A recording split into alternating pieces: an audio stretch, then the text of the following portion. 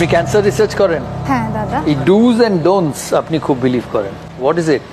দাদা, cancer research করতে গিয়ে আমি দেখেছি আমাদের নিজস্ব জীবনযাত্রা, লাইফস্টাইলই অ্যাকচুয়ালি প্রত্যক্ষ বা পরোক্ষভাবে কিছু কিছু ক্যান্সারের কারণ হয়ে দাঁড়িয়েছে।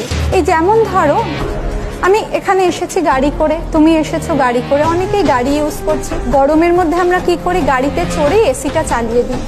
একটা রাবার রাবার গন্ধ পাওয়া যায় না একদম প্রথমে, সেটা অ্যাকচুয়ালি বেনজিন ভেপার।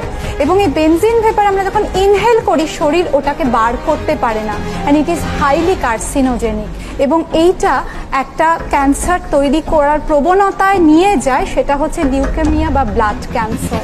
সেরকম আমরা প্রত্যেকে সেলফোন ইউজ করি, সবার হাতে সেলফোন আছে এবং ফোনে কথা বলতে থাকি ঘন্টার পর ঘন্টা। অনেক সময় হয় কি হয়, সরাসরি স্যাটেলাইট থেকে টাওয়ার হয়ে যখন কথাটা আসছে, ওটা একটা ইলেকট্রোম্যাগনেটিক ওয়েভের মাধ্যমে আসছে, এবং ওইটা যখন আমাদের শরীরে সেল পেনিট্রেট করে ঢুকে যাচ্ছে, দেয়ার ইজ আ লিমিট। আমাদের কিছু সায়েন্টিস্ট বার করে ফেলেছেন 1640 আওয়ার্স, 1640 ঘন্টা বা তার বেশি যদি কেউ সেলফোন ইউজ করে, তার 90% চান্স একটা ডেডলি টিউমার হওয়ার, সেটা হচ্ছে ব্রেন অ্যান্ড স্পাইন টিউমার। তার ওষুধ এখনো বেরোয়নি।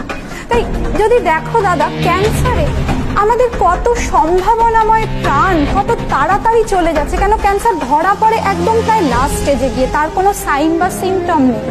আমরা যদি যেরকম দোকানে গেলে জ্বর সর্দি কাশি পেট খারাপের ওষুধ দিয়ে ওভার দ্য কাউন্টার ড্রাগস নিতে পারি, ক্যান্সার কিন্তু আমরা সেটা পারি না, because there is no symptom at all till third stage. সেই জন্য এই পার্টিকুলার জিনিসটা আমায় ভীষণ ভাবিয়েছে বলে আমি ক্যান্সার রিসার্চ শুরু করেছিলাম।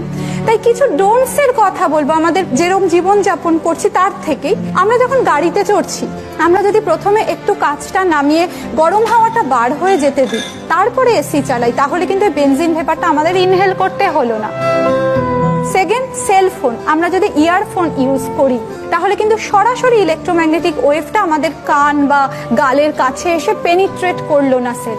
এগুলো কিন্তু আমরা খুব সহজেই করতে পারি। সেলফোন যারা ইউজ করেন, which is such a necessity and an obsession these days, তারা যেটা নিশ্চয়ই মাথায় রাখবেন, কারণ এটা আমি আগেও শুনেছি। তাই just be absolutely careful, গাড়ির এয়ার কন্ডিশন আর সেলফোন। लाइफ में ये और दूसरा